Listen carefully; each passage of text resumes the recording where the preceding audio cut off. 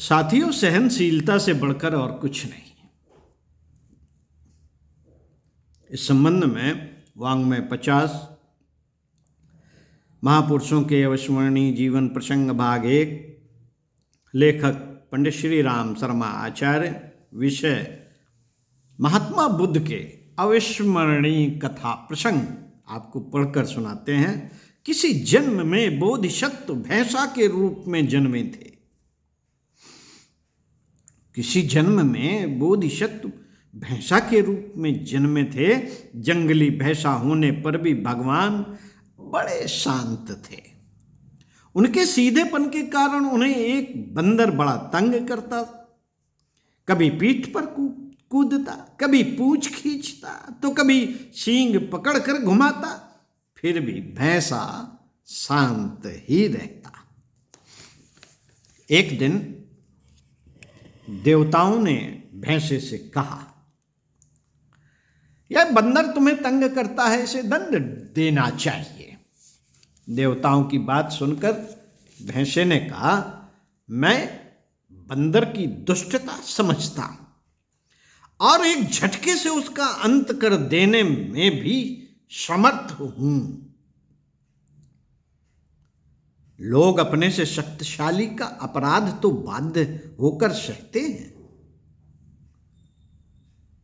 पर सहनशीलता तो अपने से निर्बल का अपराध सहन करने में है।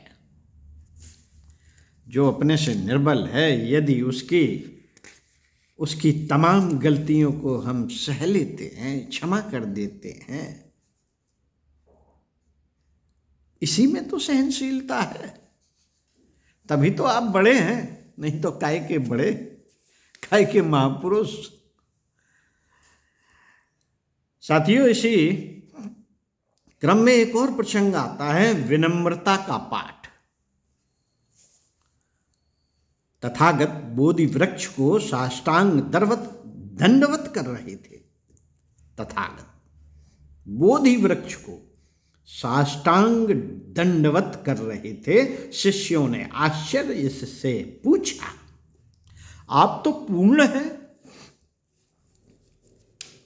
फिर इस तुच्छ वृक्ष को इतना सम्मान क्यों दे रहे हैं? भगवान बुद्ध ने कहा, आप सबको यह बोध कराने के लिए जो नम्रता है, जो नमता है, जो झुकता है, सो बड़ा होता है। ऐसा ना हो कि आप लोग अहंकारी बनकर नमन की परंपरा भुला दें। साथियों, आज हम नमन की परंपरा भी भुला दिए हैं। सुबह उठ के माता पिता के चरण वंदन भी नहीं करते, उन्हें प्रणाम भी नहीं कहते। ऐसा बहुत घरों में होता है।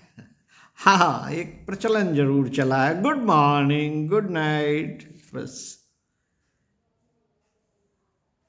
जो हमें हमारी संस्कृति से धकेलता रहता है। तो नमन वंदन की परंपरा को भगवान बुद्ध ने भी बनाए रखते हुए यह शिक्षण दिया। एक प्रसंग आता है तथागत की महानता। आइए इसके बारे में भी पढ़ते हैं।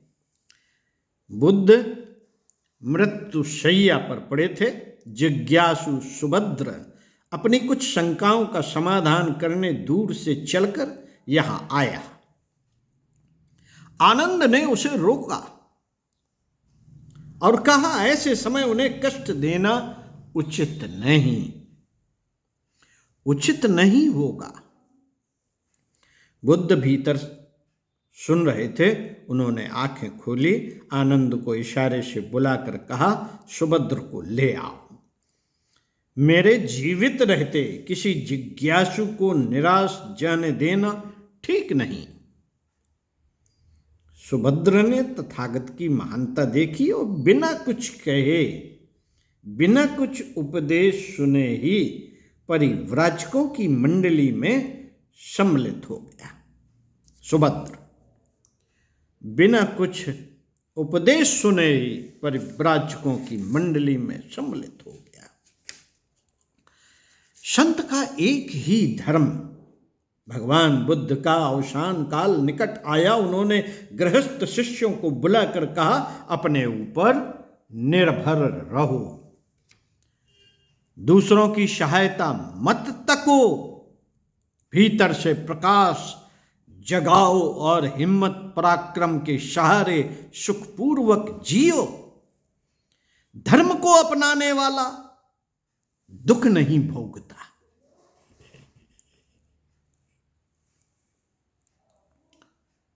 धर्म को अपनाने वाला दुख नहीं भोगता। अब इसके बाद विरक्तों की बारी आई।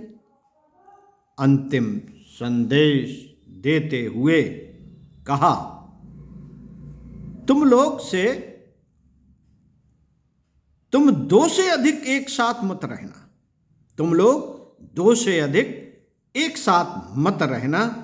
3 दिन से अधिक कहीं ठहरना मत। संत का एक ही धर्म है, जन जागरण के लिए पर्यटन। यही है सदगत दायिनी तीर्थ यात्रा। सामर्थ्य रहते इसे तोड़ना।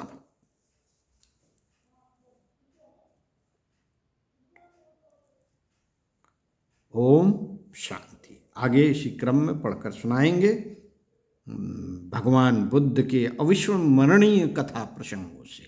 ओम शांति।